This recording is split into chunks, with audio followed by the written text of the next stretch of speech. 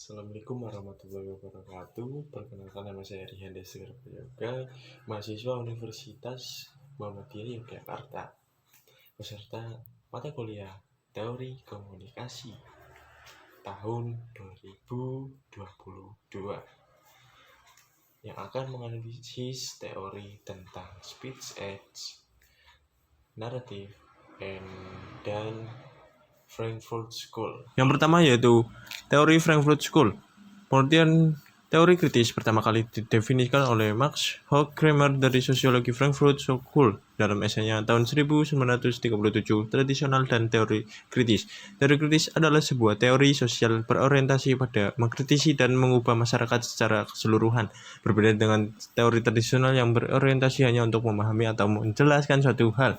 Karakteristik mempercayai pentingnya memahami pengalaman hidup manusia berdasarkan konteks yang bersifat historis. Tujuan teori kritis adalah menghilangkan berbagai bentuk dominasi dan mendorong kebebasan, keadilan, dan persamaan. Pemikiran teori Frankfurt School. Tokoh-tokoh Frankfurt School memproduksi ide tentang teori-teori krisis tentang budaya massa, komunikasi dalam reproduksi sosial, dan dominasi. Kritik atas teori kritis. Teori kritis adalah salah satu teori yang cukup memberi pengaruh sangat signifikan dalam perkembangan teori-teori ilmu sosial pada abad 19.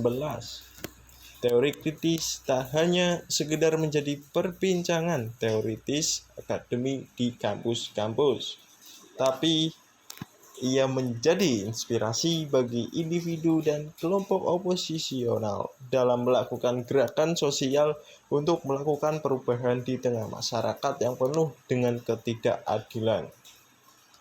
Kepentingan dan pengetahuan. Ide-ide seringkali berfungsi memberikan arah kepada tindakan-tindakan, serta merupakan motif pembenaran atas tindakan apa yang pada tingkat tertentu disebut rasionalisasi, pada tingkat kolektif dinamakan ideologi. Yang kedua, ada teori naratif. Pengertian teori naratif mengemukakan keyakinan bahwa manusia adalah seseorang pencerita dan bahwa pertimbangan akal ini, emosi, dan estetika menjadi dasar keyakinan dan perilaku kita. Akar pemikiran Fisher berupaya menggambarkan dan menjelaskan komunikasi sebagai storytelling. Asumsi paradigma narasi menurut Fisher 1987 menetapkan 5 asumsi, yaitu sebagai berikut. Yang pertama, manusia secara alami adalah pendongeng.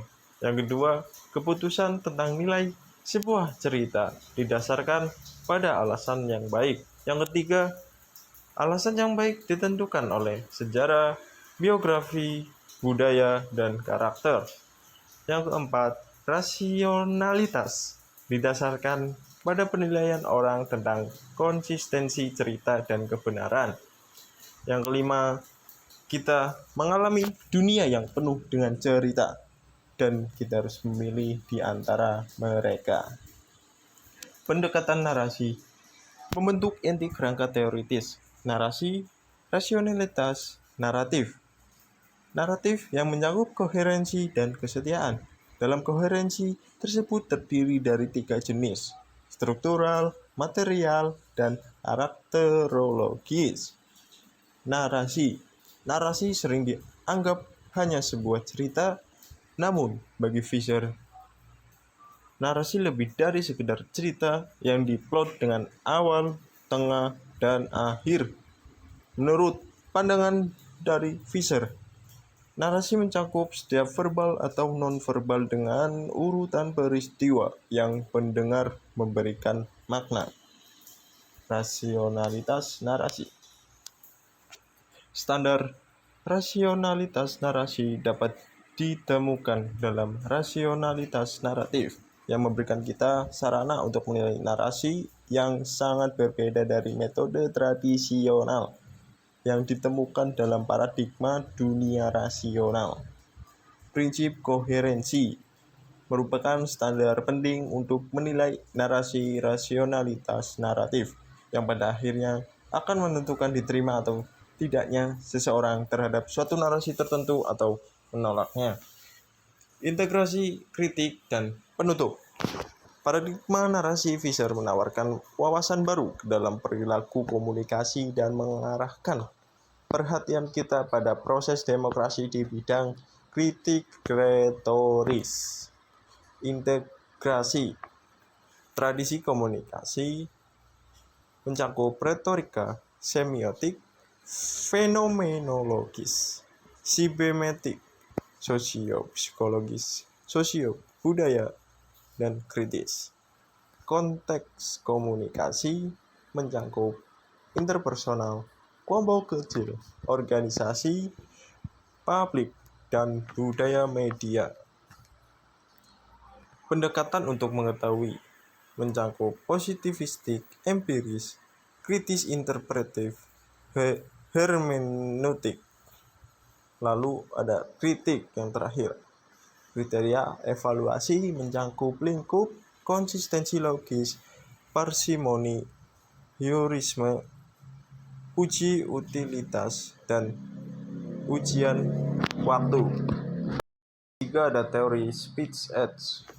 Latar belakang teori ini hendak melawan pemikiran positivisme logis yang mengatakan bahwa sebuah ucapan atau statement bermakna sejauh mendeskripsikan keadaan faktual dan berhubungan dengan positif dengan realitas. Austin. Pengertian dari speech edge adalah ungkapan yang melayani fungsi dari komunikasi.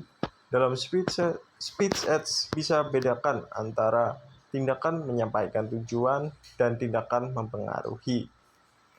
Beberapa tindakan speech edge dalam kehidupan sehari-hari yaitu menyapa, meminta maaf, meminta, dan komplain. Salah satu karakteristik dari speech edge adalah pendengar memahami apa yang dimaksud oleh pembicara. Menurut pemikiran John Austin, membedakan speech edge dalam dua kategori. Yang pertama, konstativus, yaitu ucapan konstatif digunakan untuk menjelaskan dan mendeskripsikan fakta objektif. Rujukan kita adalah fakta yang bisa diverifikasi benar salahnya, digunakan untuk mendeskripsikan fakta dan realitas, serta mengandung informasi yang dapat diverifikasi kebenarannya secara empiris berdasarkan pengalaman. Yang kedua, performatif.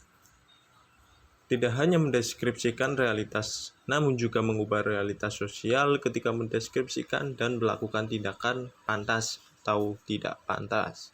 Ketika mengucapkan sebuah kata, tidak hanya menjelaskan apa yang terjadi, namun kita terlibat di dalamnya, melakukan performa.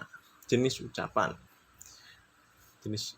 ini ada locutionary edge, yaitu tindakan mengatakan sesuatu melalui kata dan referensi yang jelas sehingga memiliki makna tertentu. Lalu illocutionary edge, yaitu ucapannya tidak sekedar bermakna namun memiliki kekuatan untuk mempengaruhi. Lalu ada perlocutionary edge, pendengar benar-benar dipengaruhi oleh penutur. Ada efek psikologis bagi yang mendengar. Menurut pemikiran Shirley percaya bahwa makna dari tindak tutur tidak dapat dipertanggungjawabkan dengan tidak adanya konteks. Speech edge harus berkonteks. Kalimat dalam konteks harus mengekspresikan proposisi. Tindak ujaran menurut Shirley memiliki 4 poin, yaitu sebagai berikut. Yang pertama, pengucapan termasuk intonasi. Yang kedua, pengucapan suatu kalimat untuk mengungkapkan sesuatu. Yang ketiga, menggunakan tindak ujaran untuk membangkitkan tanggapan. Yang keempat, ada konsekuensi perilaku atau tindakan dari orang lain. Mungkin itu saja yang bisa saya jelaskan tentang menganalisis teori tersebut. Mungkin apabila ada kesalahan yang kata-kata yang saya sampaikan, kurang lebihnya mohon maaf. Wassalamualaikum warahmatullahi wabarakatuh.